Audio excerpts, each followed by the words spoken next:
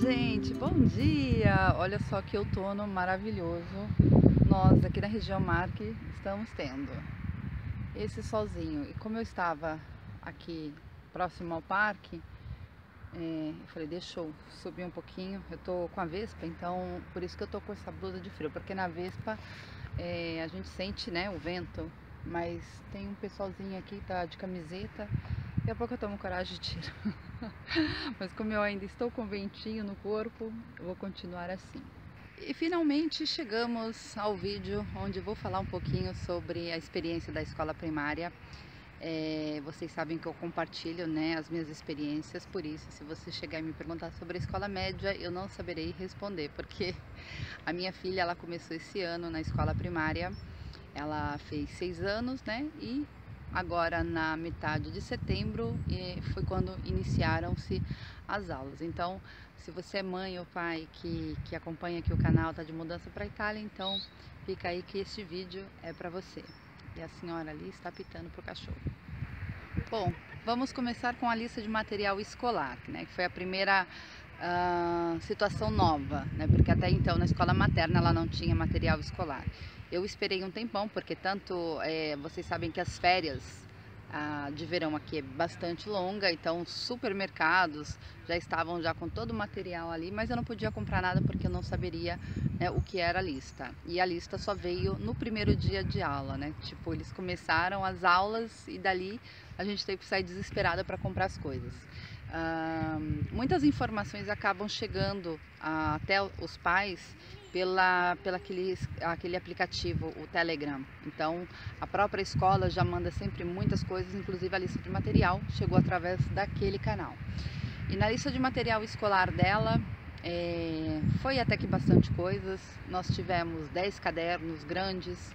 E aqui na Itália o caderno ele é bem diferente. Tem um caderno, os quadradinhos bem pequenininho, quadradinho um pouquinho maior, né? Não é igual os nossos lá no Brasil, que é só a linha. Eu deveria ter feito um vídeo mostrando tudo, né? Mas a gente, né, fica tão no auge da emoção preparando tudo isso que a gente esquece realmente de filmar, né? Mas assim, é simplesmente material escolar. Aí o básico, né? Lápis, borracha, mochila, né? Não paguei nem tão caro nas coisas, aliás, né?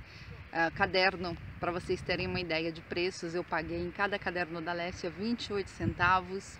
Aquelas capinhas transparentes que você coloca no caderno, eu paguei, eram 20 centavos cada uma. Lápis, borracha também centavos, né? Tudo custava bem baratinho mesmo. Eu acho que o único item mais caro da lista de material dela foi a mochila, que eu comprei uma mochilinha da LOL, né? Aquela bonequinha lá que ela queria tanto, e aquela mochila saiu na faixa de 25 euros.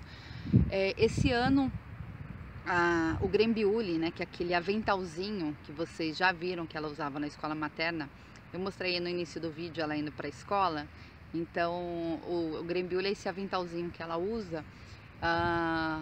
Até a escola materna era aquela cor rosa, né? Já na escola primária as meninas vestem vermelho e os meninos um azul escuro, né? Ao contrário da escola materna, que eles usavam aquele azul celeste.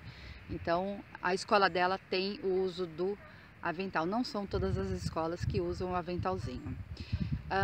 Sobre o horário da escola, quando eu fui fazer a inscrição da Alessia, ela tinha duas opções de horário: tempo normal, que era até 12h30, de segunda a sábado, e o tempo pieno, né, que é o tempo integral, que é de segunda a sexta-feira e vai das 8 até as 16 horas, ou seja, sábado eles estão em casa. Qual a diferença desses dois turnos? Quem faz tempo normal tem lição de casa todos os dias. Sai 12h30 e vem para casa com um monte de lição de casa. Quem faz tempo pieno, que é o integral, não tem lição de casa, ou seja, termina às 16 horas, está livre. Então assim, foi um dos motivos que fez eu escolher o tempo integral, foi o fato dela fazer tudo na escola, porque senão, né, eu iria ter que ajudar ela a fazer lição de casa. E conversando com algumas mães, né, que tiveram os filhos no tempo normal, porque a maioria dos amiguinhos da Alessia foram para o tempo normal. só 3 crianças que iam na escola materna com ela estão aí no tempo integral. E as mães do tempo normal falaram que sim, tem muita coisa para fazer em casa, que quando eles chegam, né, almoçam tudo, aí vai fazer lição, ficam 2 horas lá sentada fazendo lição, ou seja, praticamente o mesmo tempo que a Lécia fica na escola. E a Lécia, ela almoça na escola, né, almoça na escola. Depois que eles almoçam, eles têm 1 hora de recreação, né, brincam, e depois nas 2 horas lá eles vão fazer a lição de casa. Então eu preferi por conta disso. E outra, né, sábado pelo menos ela pode dormir, né, tem um final de semana longo, se a gente quiser fazer alguma coisa na sexta-feira, viajar para algum lugar, pelo menos ela pode ir. Já quem fez tempo normal, sábado vai para a escola. Bom, e eu vou aproveitar que eu acredito que vão surgir dúvidas com relação a essa questão do tempo. Não todas as escolas fazem aulas aos sábados. Vou dar um exemplo. Algumas escolas do centro de Ancona, as crianças não estudam ao sábado, porém, 2 vezes na semana, eles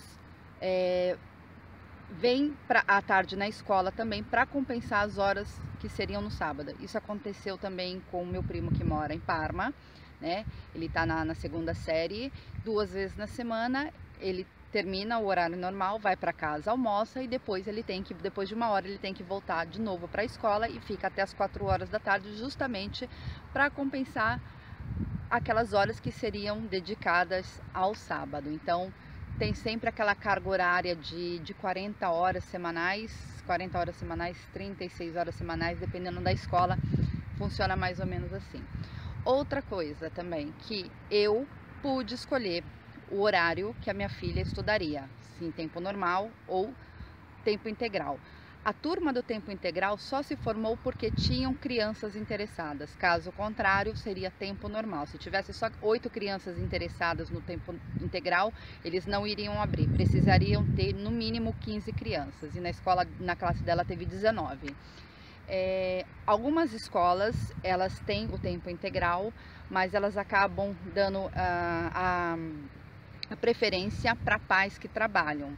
No caso aí foi o que aconteceu com a minha tia. Ela queria que o filho estudasse em tempo integral, mas ali na escola o tempo integral só era dado para os pais que trabalhavam, sabe? Ambos os pais. Se tivesse de repente vaga, aí sim eles poderiam abrir também para os outros pais. Então tem algumas escolas que fazem tem uma mosca voando aqui. Fazem essa escolha. Gente, falando sobre material escolar, né? Uma coisa que eu cheguei até a ficar assustada foi com os livros. Os livros, eu não paguei pelos livros, porque até a 5ª série, quem paga pelos livros são o Comune, né? O governo acaba dando os livros.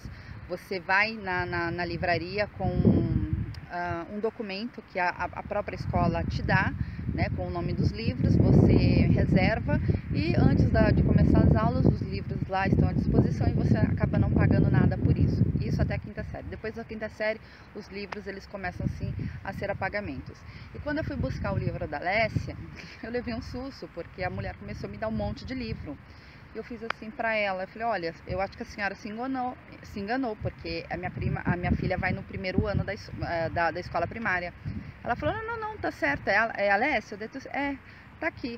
Tinha livro de geografia, livro de matemática, livro de religião, livro de italiano, livro de inglês. Gente, era tanto livro, que aí eu falei, gente, como mudou, né, essa programação escolar, porque...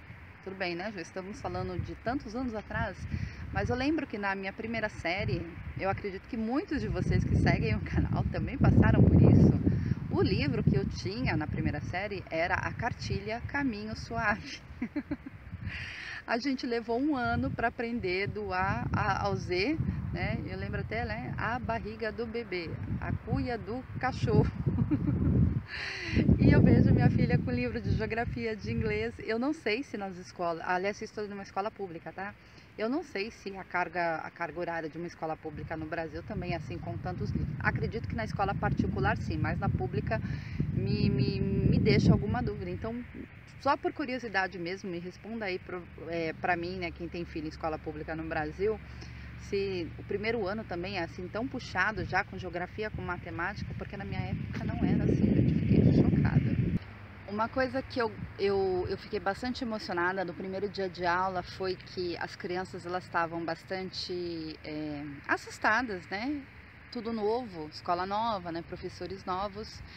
É que quando fomos acompanhar as crianças, geralmente os pais chegam, acompanham as crianças até a porta e dali elas vão sozinhas. Só que as crianças do primeiro ano, a gente acompanhava até a sala de aula mesmo, justamente porque era tudo novo. E foi muito emocionante porque no primeiro dia de aula, quando entramos na sala de aula, quem encontramos? As professoras da escola materna. Gente, foi muita gentileza da parte dela, eu acho que delas, né, foi humano demais.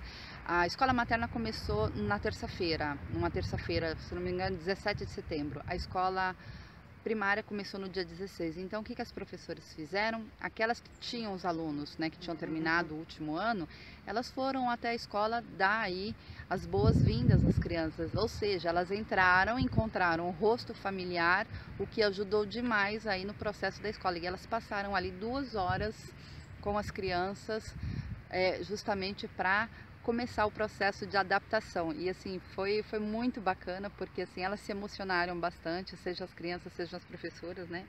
As lágrimas até caíram quando eu vi a Alessia dando um abraço na professora. Então foi bastante interessante. Isso daí não partiu da escola, partiu realmente das professoras.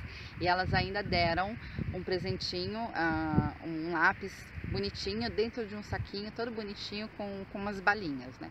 Só que e outra coisa interessante, as balinhas você não pode comer na escola. As balas você leva para casa e come bala na frente da mãe. Na escola não pode. Sobre água, as crianças elas têm que levar uma garrafinha de água, uma garrafinha, porque aqui eles estão proibindo agora o plástico, né? Justamente por essa questão do meio ambiente. Então as crianças têm que levar a própria garrafinha, né? Aquelas que elas vão usar diariamente. Sobre a mensa eu falei, né? Que é o refeitório, a Alessia ela come na escola. Eu já falei para vocês que com relação à mensa, o pagamento vai em base ao modelo IZ. Já tem um vídeo aqui no canal falando sobre modelo IZ. E gente, hoje tá difícil de fazer vídeo. O povo, sabe o que faz? Eu tô aqui, vocês estão vendo, né? Tem um porto de Ancona aqui atrás. As pessoas têm uma estradinha para passar, mas aí o que elas fazem? Elas vêm em cima da grama e fazem, fingem que estão olhando o relógio. Eu acho que para tentar ouvir qual idioma eu estou falando, né? Ai, gente, dá uma vergonha. Mas enfim, era o único modo de eu fazer o vídeo. Com relação às professoras, a Alessia ela tem 3 professoras e essas 3 professoras elas se dividem, né, nas matérias de geografia, italiano, matemática, religião, música, e elas continuarão sendo professoras dessa turma nos próximos 5 anos. Então até a 5ª série serão sempre as mesmas professoras, né? Eu não sei se isso é uma vantagem ou se é uma desvantagem, né? A vantagem é porque, né, os professores acabam conhecendo aí, né, o caráter de cada criança, né? Mas o problema é que você, né, acaba criando laços, sei lá, você se apega, né, na criança, depois a criança muda de escola, muda de professor, né? Tem esse lado emocional da coisa. Agora eu vou responder 2 dúvidas que a maioria das mães me escrevem. Uma é com relação às crianças que não falam o italiano, né? Tati, eu estou indo para a Itália, como é que vai funcionar o meu filho com o italiano, né? Ele vai ter ajuda? Eu conversei com algumas mães que passaram por isso, algumas falaram que o filho simplesmente chegou, foi matriculado na escola e teve que aprender o italiano na marra, mas assim, foi muito rápido, né? Criança absorve as coisas com muito mais rápido, então elas aprendem mais rápido. Então assim, tiveram só aquela dificuldade realmente que é tudo novo, mas logo aprenderam o italiano e não foi problema. 2 mães apenas falaram que tiveram auxílio de ter uma maestra, né, uma professora para ajudar, né, a criança, uma professora que falasse sim a língua portuguesa. Não era o português do Brasil, né, era o português de Portugal, mas o que ajudou bastante a criança. E essa professora ficou lá à disposição durante 3 meses, né, que foram justamente o prazo da adaptação. No primeiro ano da Alessia na escola materna, tinha uma professora que era auxiliar e ela falava português de Portugal. Então assim, no primeiro ano da escola materna, para a Alessia também, a Alessia, vocês sabem que a Alessia ela não falava o italiano, né? Ela falava só o português, porque eu conversava com ela sempre em português. Então, essa professora, a presença dessa professora ajudou bastante, porque a Alessia respondia muita coisa em português.